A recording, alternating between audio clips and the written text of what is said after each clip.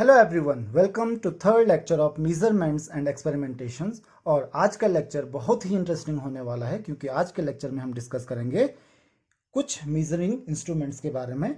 तो हमारे पास यहाँ पे दो इंस्ट्रूमेंट्स हैं जिनके बारे में हम आज डिस्कस करने वाले हैं। सबसे पहले हमारे पास है वर्नियर कैलिपर्स, जो कि आप अपनी स्क्रीन पे देख सकते हो, और दूसरा इंस्ट्रूमेंट जो हमारे पास है वो है एक स्क्रू गेज। तो दोनों डिवाइसेस का, दोनों इंस्ट्रूमेंट्स का जो यूज होता है वो होता है लेंथ मेजर करने के लिए। तो जनरली हम बहुत छोटे से डिस्टेंसेस मेजर करते हैं इन दोनों इंस्ट्रूमेंट्स की हेल्प से। तो फिलहाल हम पहले दोनों को एक एक करके समझ लेते हैं कि दोनों से हम किस तरीके से मेजरमेंट्स करते हैं और उन दोनों के पार्ट्स क्या क्या होते हैं। तो सबसे पहले हम बात करते हैं वर्नियर कैलिपर्स की। तो जैसा कि आप अपनी स्क्रीन पे देख सकते हो, ये है हमारे पास एक वर्नियर कैलिपर्स। तो सबसे पहले इसके पार्ट्स की बात करें तो ये वाला जो पार्ट है इसको हम कहते हैं जॉज। ये हो गए जॉज। तो आप देख सकते हो एक ऊपर वाला पार्ट है, एक नीचे वाला पार्ट है, दोनों जॉज हैं। इनको हम कहते हैं इंटरनल जॉज, कभी कभी अपर जॉज भी हम इनको कहते हैं, इनको लोअर जॉज या फिर एक्सटर्नल जॉज कहते हैं। इन जॉज का आप एक पार्ट देख सकते हो, ये वाला जो पार्ट है, ये वाला पार्ट क्या है, फिक्स्ड है, जबकि ये वाला पार्ट क्या है, मूव कर रहा है। तो ये मूव कर रहा है, तो ये हो गया आपका मूवेबल जॉ और ये हो गया आपका फिक्स्ड जॉ। तो ये फिक्स्ड जॉ है, दिस इज मूवेबल जॉ। उसके अलावा हमारे पास यहाँ पे ये आप देख सकते हो, आप इसको थंब की हेल्प से आप इसको स्लाइड कर सकते हो। तो थंब की हेल्प लेते हो आप इसको स्लाइड करने में।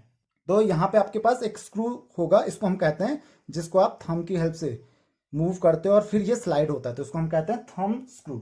इसको हम कहेंगे थंब स्क्रू। और उसके बाद आप एक स्क्रू ये भी देख सकते हो, ये एक स्क्रू है।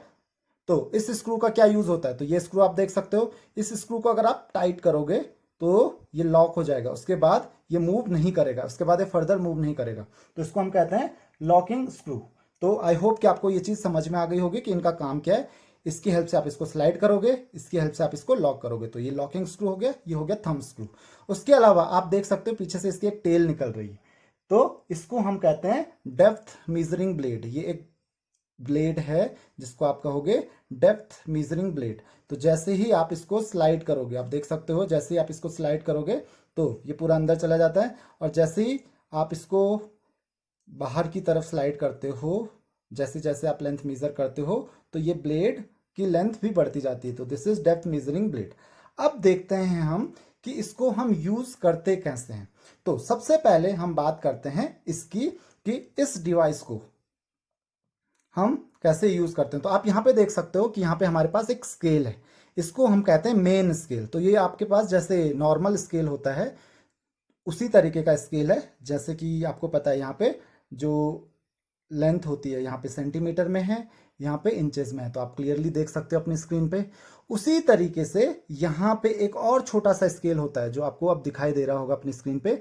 इस छोटे से स्केल को हम कहते हैं दिस स्केल, इसको हम कहते हैं वर्नियर स्केल। तो यहाँ पे भी ये लेंथ सेंटीमीटर या mm में होता है, और यहाँ पे जो डिस्टेंस है ये इंचेस के लिए होता है। अब वर्नियर का रूल क्या है, वर्नियर की हेल्प से हम मेजर करते कैसे हैं। तो सबसे पहले आप देख सकते हो कि वर्नियर का एक रूल होता है कि जो मेन स्केल होती है, तो आप देख सकते हो मेन स्केल में, यहाँ पे आप देख सकते हो मेन स्केल जो है हमारे पास, तो ये हमारी मेन स्केल है। मेन स्केल में 1 सेंटीमीटर यहाँ पे कंप्लीट हो रहा है, जबकि वर्नियर स्केल में आप देखिए, वर्नियर स्केल में जो मेन स्केल के हैं केवल 9 डिविजन्स हैं। देखिए यहाँ पे देखिए 1 2 3 4 5 6 7 8 9, और 9 डिवीजन पे ही वर्नियर स्केल के 10 डिविजन्स खत्म हो जा रहे हैं। तो यही चीज है कि जो मेन स्केल के 9 डिविजन्स हैं वो वर्नियर स्केल के 10 डिविजन्स के इक्वल होंगे, तो एक डिवीजन हमेशा बच जाएगा। तो अब इसका लीस्ट काउंट होता क्या है, तो सबसे पहले हम ये चीज समझते हैं कि लीस्ट काउंट का मतलब होता क्या है। तो सबसे पहले हम यहाँ पे लीस्ट काउंट का मतलब समझते हैं कि लीस्ट काउंट का मीनिंग क्या होता है। तो लीस्ट काउंट होता है मिनिमम डिस्टेंस आप जो मेजर कर सकते हो किसी भी इंस्ट्रूमेंट की हेल्प से। तो यहाँ पे हमारे पास डिस्टेंस मेजरिंग इंस्ट्रूमेंट्स हैं, तो मिनिमम कितना डिस्टेंस है उसको हम कहेंगे लीस्ट काउंट, जितना आप एक्यूरेटली मेजर कर सकते हो। जैसे आपके पास अगर एक नॉर्मल स्केल होता है, इस तरीके का आपके पास एक नॉर्मल स्केल होता है, और उससे अगर आप मिनिमम डिस्टेंस मेजर करना चाहो तो मिनिमम डिस्टेंस आप मेजर कर सकते हो। 2 डिविजन्स के बीच में आप जो डिस्टेंस देख रहे हो वो है 1 मिलीमीटर का। तो इससे आप केवल 1 मिलीमीटर का डिस्टेंस मेजर कर सकते हो। 1 मिलीमीटर से छोटा डिस्टेंस आप इससे मेजर नहीं कर सकते हो। लेकिन अगर आप वर्नियर की बात करो तो वर्नियर का लीस्ट काउंट का होता क्या है, वर्नियर का लीस्ट काउंट इससे भी कम होता है, मतलब उससे भी छोटा डिस्टेंस आप मेजर कर सकते हो। तो जैसे कि मैंने अभी आपको बताया था कि यहाँ पे जो 9 डिविजन्स है मेन स्केल के, ध्यान रखना मेन स्केल में एक डिवीजन हमेशा कम रहेगा। 9 डिवीजन है जो मेन स्केल के, ये मेन स्केल के 9 डिवीजन ऑफ मेन स्केल, वो किसके इक्वल है, that is equal to 10 divisions. किसके इक्वल है, 10 डिविजन्स ऑफ वर्नियर स्केल। तो वर्नियर स्केल के 10 डिविजन्स के बराबर है।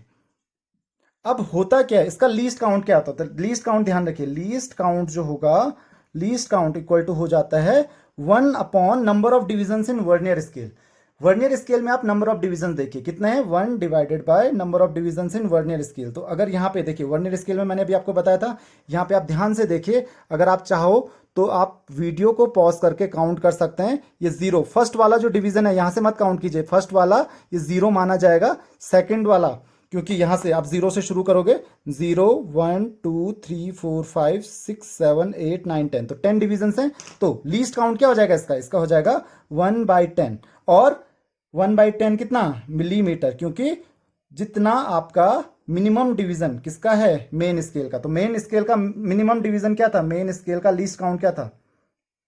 तो लीस्ट काउंट का आपको फॉर्मूला पता चल गया होगा। लीस्ट काउंट का फॉर्मूला क्या हो गया, लीस्ट काउंट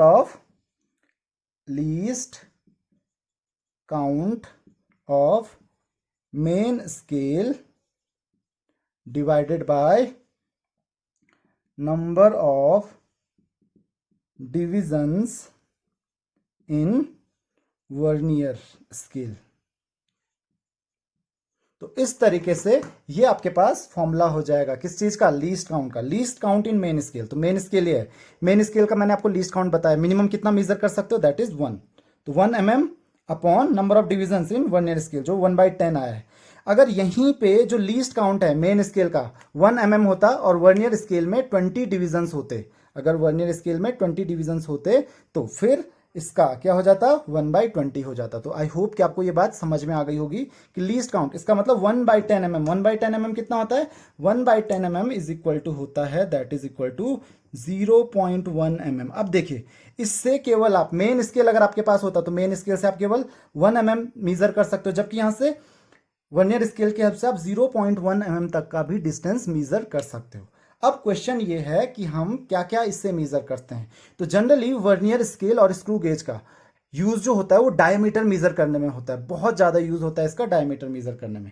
तो मैं आपको कुछ एग्जांपल्स दिखाता हूं। जैसे मैंने आपको बताया था ये जो जॉज होते हैं इनको हम कहते हैं एक्सटर्नल जॉज और इनको बोलते हैं इंटरनल जॉज। और इसका जो यूज होता है, इसका यूज एक्सटर्नल डायमीटर कैलकुलेट करने में होता है, जबकि इसका यूज इंटरनल डायमीटर कैलकुलेट करने में होता है। और इसका जो यूज होता है, इसको मैंने आपको बताया था, ये जो डेप्थ मेजरिंग ब्लेड है आपके पास, इसका यूज होता है डेप्थ मेजर करने में। तो मैं आपके पास एक एग्जांपल लेके आता हूं। जैसे मेरे पास एक ग्लास है यहाँ पे, तो अगर मुझे इसका डायमीटर मेजर करना है तो मुझे 2 तरीके के डायमीटर मेजर करना है। मान लेते हैं मुझे इसका एक्सटर्नल डायमीटर मेजर करना है। तो एक्सटर्नल डायमीटर कैसे मेजर करूंगा मैं, इस तरीके से आप देख सकते हो। एक्सटर्नल डायमीटर में ये देखिए, ये हो गया इसका एक्सटर्नल डायमीटर। तो ये आप यहाँ पे टाइट कर दीजिए, इसको टाइट कीजिए और उसके बाद आप चाहो तो इसको लॉक कर दीजिए। अब यहां पे देखिए ये हो गया इसका एक्सटर्नल डायमीटर। अब एक्सटर्नल डायमीटर कैसे मेजर करेंगे, देखिए यहां पे आप सबसे पहले डिस्टेंस देखेंगे। जैसे कि आप देख सकते हो यहां पे 6 पॉइंट कुछ आ रहा है, 6 पॉइंट देखिए 1 2 3 4। अब देखिए 4 कंप्लीट हो चुका है और फॉर्चुनेटली यहां पे देखिए 4 पे जो 0 वाला है, 0 वाला जो डिवीजन है बिल्कुल वो 4 पे ही मैच कर रहा है। अगर ये 0 वाला नहीं करता, मान लीजिए थोड़ा सा इधर उधर हो जाता है, सपोज कुछ इस तरीके से हो जाता, थोड़ा सा इधर हो जाता, आप कुछ इस तरीके से मेजर करेंगे। तो ये आपने एक्सटर्नल डायमीटर मेजर किया। तो यहाँ पे देखिए 6 पॉइंट, देखिए यहाँ पे आप देख सकते हो, सपोज आपके पास 6.1 आ रहा है, 6.1 है, लेकिन ये 1 के साथ क्या बिल्कुल एग्जैक्टली मैच कर रहा है, जी नहीं, ये 1 के साथ एग्जैक्टली मैच नहीं कर रहा है। तो एग्जैक्टली मैच किसके साथ कर रहा है, एग्जैक्टली मैच कर रहा है, देखिए 0 के साथ नहीं कर रहा है, 1 के साथ नहीं कर रहा है, एग्जैक्टली मैच कर रहा है ये 2 के साथ। ध्यान रखिए ये आपका 0 होगा, ये 1 होगा, ये आपका 2 होगा। तो एग्जैक्टली मैच कर रहा है ये 2 के साथ। तो बस आपको क्या करना है, वर्नियर स्केल में कितने आए आपके पास, 2 डिविजन्स, और मेन स्केल में आपके पास, मेन स्केल आपके पास क्या था, अब यहाँ पे देखिए आप इसका मेजरमेंट कैसे करेंगे। मेन स्केल में आपके पास पता है, मेन स्केल में क्या है, that is equal to 6.1 centimetre. तो ये 6.1 क्या है, सेंटीमीटर है, ध्यान रखिए ये मिलीमीटर नहीं है, ये 6.1 सेंटीमीटर है। और मैंने क्या बोला, वर्नियर स्केल में कितने डिवीजन आए, वर्नियर स्केल में कितने डिवीजन आए, दैट इज 2। तो 2 डिवीजन वर्नियर स्केल का है, तो 2 इंटू लीस्ट काउंट, देखिए लीस्ट काउंट कितना हो जाएगा, 2 इंटू लीस्ट काउंट है इसका 0.1 mm, तो कितना हो जाएगा, वर्नियर स्केल में मिला आपको 0.2 mm, और मेन स्केल में 6.1 सेंटीमीटर। आप चाहो तो इसको mm में कन्वर्ट कर लो, that is 6.1 into 10, that is 61 millimetre. तो लेंथ जो हो गई या डायमीटर ऑफ ग्लास जो हो गया, मैंने डायमीटर मेजर किया, diameter of glass equal to क्या हो गया, कितना हो जाएगा, 61, किसका था, मेन स्केल का, और वर्नियर स्केल का कितना था, प्लस 0.2, दैट इज 61.2 मिलीमीटर। और आप चाहो तो इसको 6 सेंटीमीटर में कन्वर्ट कर लो, that is divided by 10, that is 6.12 centimetre. तो आई होप कि आपको ये बात इजीली समझ में आ गई होगी कि कैसे हम कैलकुलेट कर सकते हैं डायामीटर। अब इंटरनल डायामीटर आप कैसे मेजर करते हो, सेम बिल्कुल वही तरीका, बस मैं आपको तरीका बता देता हूं यहां पे, क्योंकि एक्सटर्नल तो बाहर से आप पकड़ लोगे इसको, इंटरनल के लिए क्या करना पड़ेगा, आपको अंदर जाना पड़ेगा। तो अंदर कैसे जाओगे, अंदर जाओगे आप इसकी हेल्प से, किसकी हेल्प से, ये, इसीलिए इनको इंटरनल जॉ बोलते हैं। तो इसका मैंने बताया आपको कि यूज होता है इंटरनल डायमीटर मेजर करने में। यहाँ पे अगर आप इस ग्लास का इंटरनल डायमीटर मेजर कर रहे हो, तो ये आ गया, बिल्कुल टाइट कर दीजिए इसको, इससे आगे मूव नहीं कर रहा, तो ये हो गया आपका इंटरनल डायमीटर। तो आपने इंटरनल डायमीटर मेजर किया, फिर से स्केल देखिए, फिर से चेक कीजिए कितना आ रहा है, और आपको इंटरनल डायमीटर भी बिल्कुल वही तरीका होगा। जैसे यहाँ पे एक एग्जांपल देख लेते हैं, यहाँ पे आप देख सकते हो ये बिल्कुल 6 पे मैच कर रहा है, राइट।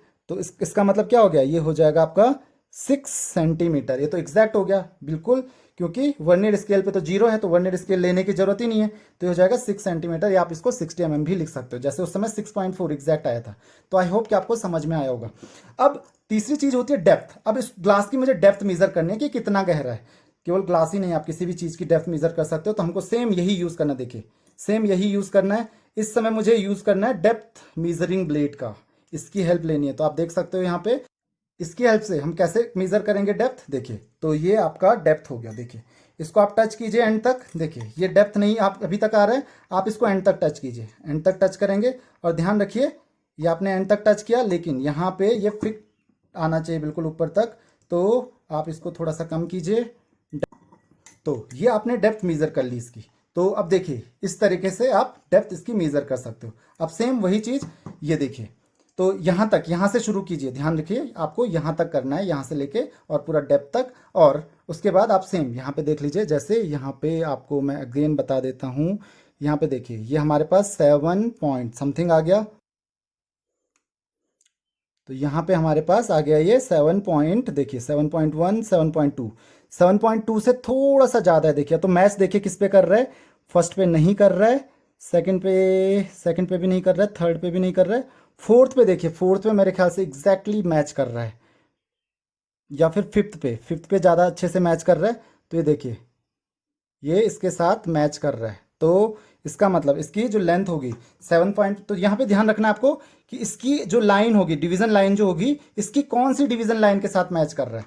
तो ये हो गया आपका, मैंने कहा फिफ्थ के साथ मैच कर रहा है। तो यहाँ पे भी मेन स्केल में कितना आया था हमारे पास, मेन स्केल में आया था 7.2, और वर्नियर स्केल में कितना आया था 5। तो वो मेन स्केल से हमको मिला 7.2 सेंटीमीटर, और वर्नियर स्केल से कितना मिलेगा 5 इंटू 0.1, इसका मिनिमम लीस्ट काउंट है। तो 5 इंटू 0.2 कितना हो जाएगा 0.5। इस 7.2 सेंटीमीटर को आप क्या लिख सकते हो, 7.2 सेंटीमीटर को आप लिख सकते हो 72 mm। तो आई होप कि आपको ये बात समझ में आ गई होगी। अब हम बात करते हैं इंटरनल जो डेप्थ है, डेप्थ कितनी हो जाएगी of glass, depth of glass क्या हो जाएगी आपके लिए, that will be equal to 72 plus 0.5, that is 72.5 mm। और आप चाहो इसको सेंटीमीटर में भी कन्वर्ट कर सकते हो, that is 7.25 सेंटीमीटर। तो आई होप कि आपको कैलकुलेशन समझ में आ गई होगी वर्नियर स्केल की। तो अब हम वर्नियर स्केल को छोड़कर जाते हैं एक दूसरे डिवाइस पर, जिसका नाम है स्क्रू गेज। तो स्क्रू गेज जो एक्चुअली होता है वो बहुत ही एक छोटा सा डिवाइस होता है, आप देख सकते हो। तो इस स्क्रू गेज से आप जो मैक्सिमम डिस्टेंस मेजर कर सकते हो वो लगभग 1 सेंटीमीटर होती है। तो ये हमारे पास एक स्क्रू गेज है। तो अब यहाँ पे देखिए स्क्रू गेज में हमारे पास क्या क्या है। तो जैसे कि हमारे पास वर्नियर है वैसे ही स्क्रू गेज भी होता है। तो इसके कुछ पार्ट्स होते हैं। ये वाला जो पार्ट है, ये वाला पार्ट देख सकते हो, जो ये वाला जो पार्ट है इसका, इस पार्ट को हम कहते हैं स्टड। इस पार्ट को हम कहते हैं स्टड। उसके अलावा ये वाला जो पार्ट है, इस पार्ट को हम कहते हैं spindle, SPINDLE, that is called spindle. और ये वाला जो पार्ट है आप स्क्रू टाइप का यहाँ पे देख रहे हो, ये हो गया आपका स्क्रू, इसको हम कहते हैं स्क्रू। और ये वाला जो पार्ट है जिसके अंदर ये स्क्रू है, देख रहे हो आप, जिस पार्ट के अंदर ये स्क्रू है, ये वाला पार्ट, इसको हम कहते हैं नट। तो हमारे पास ये कुछ पार्ट्स हैं जिनके बारे में आपको पता होना चाहिए। उसके अलावा अगर स्केल की बात करें तो यहाँ पे देखिए, यहाँ पे आपको दिख रहा होगा, ये हो गई इसकी मेन स्केल। जैसे किसकी स्केल होती थी, वर्नियर की स्केल होती थी, वैसे ही स्क्रू गेज की भी मेन स्केल होती है। तो इसकी मेन स्केल में मैक्सिमम जो है वो 10 mm तक का है। 10 mm तक आप इससे मीज़र कर सकते हो। और यहाँ पे आपको दिख रहा होगा ये सर्कल में, इसको हम कहते हैं सर्कुलर स्केल। यहाँ पे देख सकते हो आप, ये होते हैं 0, 10, 20, 30, 40, 50, 60, 70, 80, 90। तो अभी बताते हैं इसका लीस्ट काउंट हम कैसे करते हैं और इससे मिनिमम कितना मेज़र कर सकते हैं। उसके अलावा और पार्ट्स जो होते हैं इसके, तो ये वाला जो पूरा पार्ट हो गया इसको हम कहते हैं स्लीव। इस पार्ट को हम कहते हैं स्लीव। और यहाँ पे आपको एक छोटी सी लाइन दिख रही होगी, देखिए यहाँ पे आपको इस तरीके की एक लाइन दिख रही होगी, इसको हम कहते हैं बेस लाइन। जब भी हम मेजर करते हैं तो इसी लाइन को देख के करते हैं, इसको हम कहते हैं बेस लाइन। तो आई होप कि आपको ये चीज़ समझ में आ गई होगी। और उसके अलावा ये वाला जो पार्ट होता है, ये वाला सिलिंड्रिकल पार्ट आपको दिख रहा है, ये वाला पार्ट, इसको हम कहते हैं थिम्बल।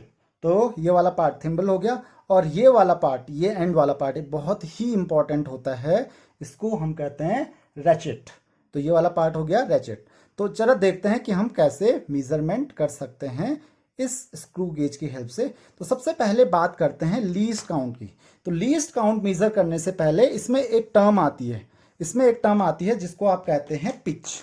इसको हम कहते हैं pitch, PITCH, pitch of the screw gauge. तो स्क्रू गेज की पिच होती क्या है, देखिए ये हमारे पास एक स्क्रू गेज है। इस स्क्रू गेज में देखिए, यहाँ पे आप देख सकते हो, इस स्क्रू गेज में यहाँ पे हमने 0 से शुरू किया और एक पूरा सर्कल घूमते हैं, 0 से लेके पूरा एक सर्कल घूम गए और वापस हम 0 पे आ गए। तो इसका मतलब पूरा एक राउंड कर लिया हमने। और एक पूरा राउंड लगाने में जब हम इसको राउंड कर रहे हैं, देखिए इसको जब हम घुमा रहे हैं तो आप देख सकते हो ये आगे की तरफ जा रहा है, या इधर को घुमाएंगे तो पीछे की तरफ जाएगा। तो पूरा एक राउंड घुमाते हुए, एक राउंड घुमाने में कितना आगे या कितना पीछे जाता है, कितना ये डिस्टेंस कवर करता है, उसको हम कहते हैं उसकी पिच। तो आई होप कि आपको ये समझ में आ गया होगा कि पिच क्या होती है किसी भी स्क्रू गेज की। तो पिच क्या होती है, the distance travelled by screw, और you can say the distance travelled by spindle in one complete rotation of the thimble. तो थिम्बल को आप जब एक कंप्लीट रोटेशन करते हो तो उस समय ये कितना डिस्टेंस मूव करता है, इसको हम कहते हैं इसकी पिच। तो आई होप कि पिच आपको अच्छे से समझ में आ गया होगा। तो अगर इसकी पिच देखें तो देखिए यहाँ पे मैंने शुरू किया, आप देख सकते हो यहाँ पे एक लाइन देखते हैं सबसे पहले। तो यहाँ पे ये फर्स्ट लाइन है, ये एक फर्स्ट लाइन है। और फर्स्ट लाइन देखिए यहाँ पे ये अभी 10 पे है, 10 से हम शुरू करते हैं और वापस 10 पर आते हैं। तो 10 से 10 पे वापस आते हैं तो देखिए अब दूसरी लाइन पे पहुंच गया। और ये दोनों डिस्टेंस जो है वो है कितने का, ये है 1 mm का। तो पिच कितनी हो गई इसकी, पिच इक्वल टू है इसकी 1 मिलीमीटर। अच्छा, अब बात करते हैं हम किसकी, इस चीज की, कि इसका जो लीस्ट काउंट होता है, लीस्ट काउंट कितना होता है। तो लीस्ट काउंट होता है दैट इज इक्वल टू जितना वो एक रोटेशन में मूव करता है उसको हम कहते हैं pitch, pitch of the vernier scale divided by जो नंबर ऑफ काउंट्स हैं, तो नंबर ऑफ डिविजन्स हैं किसमें, सर्कुलर स्केल में। तो सर्कुलर स्केल में आप देख सकते हो 90 के बाद 100, वापस 100 पे 0 हो जाता है। तो सर्कुलर स्केल में आप देख सकते हो 90 के बाद वापस ये 0 पे आ जा रहा है। तो मतलब टोटल कितना है 100। तो लीस्ट काउंट इक्वल टू क्या हो जाएगा, pitch divided by number, total number of divisions on किसमें, ऑन सर्कुलर स्केल। तो ये हो जाएगा आपका सर्कुलर स्केल में टोटल नंबर ऑफ डिविजन्स से डिवाइड कर दोगे। तो अगर हम इसकी बात करें, इसकी लीस्ट काउंट कितना होगा, तो इसका पिच कितना है, इसका पिच है 1 mm डिवाइडेड बाय 100। तो 1/100 मिलीमीटर। और ये कितना हो जाएगा, दैट इज 0.01 mm। अब आप देख सकते हो कि क्या डिफरेंस है वर्नियर और स्क्रू गेज में। जो मैंने आपको वर्नियर दिखाया था वो वर्नियर कैलिपर्स उतना छोटा डिस्टेंस मेजर नहीं कर सकता था जितना ये करता है, उससे भी 10 टाइम्स स्मॉल। वो 0.1 mm तक कर सकता था, उसका लीस्ट काउंट 0.1 mm है, और इसका जो लीस्ट काउंट है दैट इज 0.01 mm। तो आई होप कि आपको समझ में आ गया होगा कि इसका क्या मीनिंग है, क्यों हम इसको यूज कर रहे हैं, क्योंकि इससे बहुत छोटे छोटे और एक्यूरेटली आप डिस्टेंस को मेजर कर सकते हो। चलिए डिस्टेंस मेजर करके देखते हैं। मान लेते हैं ये मेरे पास एक पेन है, तो इस पेन को मुझे यूज करना है किस चीज के लिए, इसका मुझे डायमीटर मेजर करना है, एक्सटर्नल डायमीटर। तो मैं क्या करूंगा, यहाँ पे रखूंगा इसको, देख सकते हैं आप यहाँ पे, और फिर इसको घुमाऊंगा। तो अगर मैं इसको घुमाऊंगा तो टाइट होता जाएगा, आपको पता है, क्योंकि स्क्रू की तरह है। और अगर मैं इसको घुमाते जाऊंगा तो ये क्या होगा, ये इस पे चुप जाएगा, और अगर ये इस पे होल कर देगा तो जो डायमीटर है, क्योंकि ये तो आगे बढ़ता रहेगा, और इस पे ये क्या हो जाएगा, ये श्रिंक हो जाएगा थोड़ा सा, तो इसीलिए मुझे एग्जैक्ट डायमीटर नहीं मिलेगा। तो मुझे कैसे पता चलेगा कि कितना टाइट करना है, तो मुझे इसको नहीं घुमाना है, ध्यान रखिए, मुझे घुमाना है इसको, इस रैशेट को। तो मैंने बताया था आपको कि रैशेट का जो होता है बहुत ही इंपॉर्टेंट वर्क होता है यहाँ पे। तो जैसे पहले मैंने घुमाया तो ये देखिए घूम रहा है, अभी तक घूम रहा है, और जब ये टाइट हो जाता है तो देखिए रैशेट फ्री हो जाता है। आप इसको घुमाइए, कितना भी घुमाइए, उसके बाद अब आपको पता चल गया कि अब टाइट हो चुका है, इससे ज़्यादा टाइट हम इसको नहीं करेंगे। तो बस आप इसके बाद रैशेट फ्री हो जाता है, तो अब हम इतना ही इसको टाइट कर सकते हैं। तो अब आपको दिखाते हैं कि कैसे हम मीज़र करते हैं। तो ये देखिए, तो मैंने आपको बताया था, मैं इसको हटा देता हूँ, मैंने आपको बताया था कि ये हमारे पास बेस लाइन है, तो बेस लाइन आपको देखनी है। तो आप देख सकते हो यहाँ पे 5 mm, 5 + 1 6 mm ऑलरेडी आ चुका है। 5 के बाद एक और लाइन दिख रही होगी आपको 6 mm, और 6 mm के बाद यहाँ नीचे से लेके ऊपर की तरफ काउंट करना है। देखिए 0 10 10 तक हो चुका है, 15 से जस्ट एक पहले है शायद ये, तो लगभग ये है 14 पे, जो टच कर रहा है इसको वो 14 वाला टच कर रहा है। तो हम कैसे काउंट करेंगे इसको, अब इसका पहले मैंने क्या बताया था 6 mm, तो जो मेन स्केल है, मेन स्केल में कितना आ रहा था, सेम वैसे ही करेंगे। मेन स्केल में कितना आ रहा था, मेन स्केल में आ रहा था हमारे पास 6 मिलीमीटर। और जो सर्कुलर स्केल है, जैसे वहां पे वर्नियर स्केल था, यहाँ पे है सर्कुलर स्केल। सर्कुलर स्केल में कितना आ रहा है हमारे पास 14 डिवीजन। कितने डिवीजन आ रहे थे 14, और लीस्ट काउंट कितना था इसका, हमने अभी मेजर किया, दैट इज 0.01। तो इनटू क्या हो जाएगा 0.01, तो that will be equal to 0.14। तो जो डायमीटर होगा पेन का, डायमीटर ऑफ पेन, वो कितना आया था, दैट इज इक्वल टू, वो कितना आया था, दोनों को ऐड कर देंगे, मेन स्केल में जितना आया है दैट इज 6 + 0.14, और ये हो गया हमारे पास 6.14 मिलीमीटर। और अगर आप इसको सेंटीमीटर में कन्वर्ट करना चाहते हो तो 0.614 सेंटीमीटर। अब देखिए कितना पॉइंट के कितने 3 डेसिमल प्लेसेस तक चले गए, जबकि हम जो वर्नियर कैलिपर्स है, वर्नियर कैलिपर्स में हम मिलीमीटर में केवल पॉइंट के एक ही प्लेस तक जा सकते हैं, जबकि यहाँ पे 2 प्लेस तक आ गए। और अगर हम नॉर्मल स्केल की बात करें, जैसे इसका जो मेन स्केल है, अगर हम केवल मेन स्केल से मीज़र करें तो मिलीमीटर में हम पॉइंट के डेसिमल के बाद नहीं मीज़र कर सकते हैं। तो आई होप कि आपको ये समझ में आ गया होगा कि कितना एक्यूरेटली हम यहाँ पे डिस्टेंसेस मीज़र कर सकते हैं। तो ये था आपके पास वर्नियर स्केल और उसके साथ साथ आपका स्क्रू गेज। अब हमारे पास यहाँ पे 2 चीज़ें आती हैं, एरर इन द इंस्ट्रूमेंट्स। तो वैसे जनरली जब भी हम मीजरमेंट्स की बात करते हैं तो एक टॉपिक आपके पास आता है एरर्स इन मीजरमेंट। तो एरर्स भी समझ लेते हैं। तो वैसे तो एरर्स बहुत तरीके के होते हैं, एक कुछ इंस्ट्रूमेंटल एरर होते हैं, कुछ ह्यूमन एरर्स होते हैं। जब भी आप मीज़र करते हो, कभी आप खुद ही गलत मीज़र कर लेते हो, कभी इंस्ट्रूमेंट्स में ही कुछ प्रॉब्लम होती है जिसकी वजह से मीज़रमेंट्स गलत होते हैं। तो हम इतने सारे एरर्स के बारे में नहीं पढ़ेंगे, हम एक मेन एरर के बारे में पढ़ेंगे जो है आपका ज़ीरो एरर। कौन सा एरर है हमारे पास सबसे इंपॉर्टेंट, ज़ीरो एरर। तो चलिए देखते हैं कि ज़ीरो एरर होता क्या है। ज़ीरो एरर, चाहे हम बात करें किसकी, ये आपके पास वर्नियर स्केल है, चाहे हम बात करें गेज, स्क्रू गेज की, दोनों में ज़ीरो एरर होता है। और ज़ीरो एरर 2 तरीके का होता है, ध्यान रखिए 2 तरीके के ज़ीरो एरर है हमारे पास। ज़ीरो एरर पहला है हमारे पास, कौन सा ज़ीरो एरर, पहला हमारे पास पॉजिटिव ज़ीरो एरर। कौन सा, पॉजिटिव ज़ीरो एरर। और दूसरा है हमारे पास निगेटिव ज़ीरो एरर। तो आपको इस चीज़ का ध्यान रखना है कि पॉजिटिव ज़ीरो एरर और निगेटिव ज़ीरो एरर ये दोनों होते क्या हैं। तो चलिए मैं इसकी हेल्प से बता देता हूं। जब आप देखो जॉज दोनों जब टच में होते हैं, जब दोनों जॉज कनेक्टेड होते हैं एक दूसरे के साथ, ये जॉज कनेक्टेड हैं, तो उस समय जो वर्नियर में है, वर्नियर में आप देख सकते हो वर्नियर का 0 और मेन स्केल का 0, तो आप देख सकते हो ये 0 जो है ये मेन स्केल का 0 हो गया, और ये वाला जो 0 है ये 0 हो गया वर्नियर का 0। अगर ये दोनों सेम लाइन में है तो यहाँ पे देखिए सेम लाइन में है, इसका मतलब अगर सेम लाइन में है तो इसका मतलब इसमें कोई भी 0 एरर नहीं है। ध्यान रखिए इसमें कोई भी 0 एरर नहीं है। लेकिन अगर वर्नियर का 0 और इसका 0 मैच नहीं कर रहे, मान लेते हैं थोड़ा टच, यहाँ पे तो मैंने ऐसे एग्जांपल की तरह बता दिया आपको, यहाँ पे अगर मान लेते हैं दोनों बिल्कुल कांटेक्ट में बिल्कुल टच हो रखे हैं, और यहाँ पे अगर ये वाला जो 0 है किसका, वर्नियर का 0 पीछे है, बाद में आ रहा है, देख सकते हो आप वर्नियर का 0 बाद में आ रहा है और मेन स्केल का 0 पहले आ रहा है, तो इस एरर को हम कहते हैं पॉजिटिव एरर। और अगर यही वर्नियर वाला जो 0 है वो पहले होता और मेन स्केल का 0 बाद में होता तो उस एरर को हम कहते हैं नेगेटिव एरर। तो आई होप कि आपको पॉजिटिव और नेगेटिव एरर में डिफरेंस समझ में आ गया होगा। अच्छा, अब देखिए इससे फर्क क्या पड़ता है, इससे फर्क ये पड़ेगा, देखिए अब आप अगर मेजर करना चाहो तो मान लेते हैं इतना, तो देखिए जब आप वर्नियर स्केल में मेजर करोगे तो 0 से ज़्यादा पहले ही शो कर रहा है पॉजिटिव एरर में, पहले से ही 0 से ज़्यादा शो कर रहा है, जबकि आपने अभी मेजरमेंट शुरू ही नहीं किया। तो 0 से ज़्यादा, तो जितना पॉजिटिव एरर होगा पॉजिटिव एरर को आपको माइनस करना पड़ेगा, और अगर नेगेटिव एरर होगा तो नेगेटिव एरर में क्या होगा, ये स्केल आगे चला जाएगा।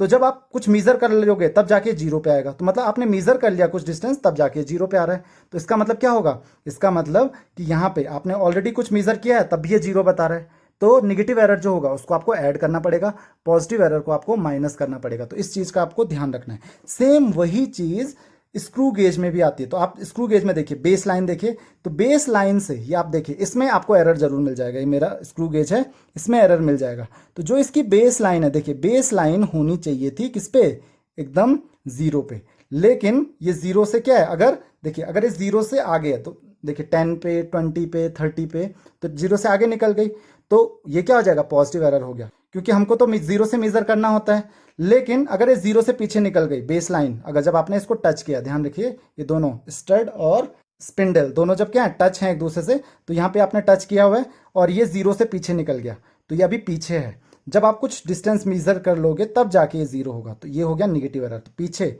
अगर है तो ये निगेटिव एरर, और अगर ये आगे निकल जा रहा है तो ये पॉजिटिव एरर। तो आई होप कि आपको ये एरर का डिफरेंस समझ में आ गया होगा कि नेगेटिव एरर और पॉजिटिव एरर क्या होते हैं। तो इस लेक्चर में इतना ही। अगर आपकी कोई भी क्वेरीज हैं तो आप मुझे कमेंट्स में क्वेश्चंस पूछ सकते हैं। Thank you very much.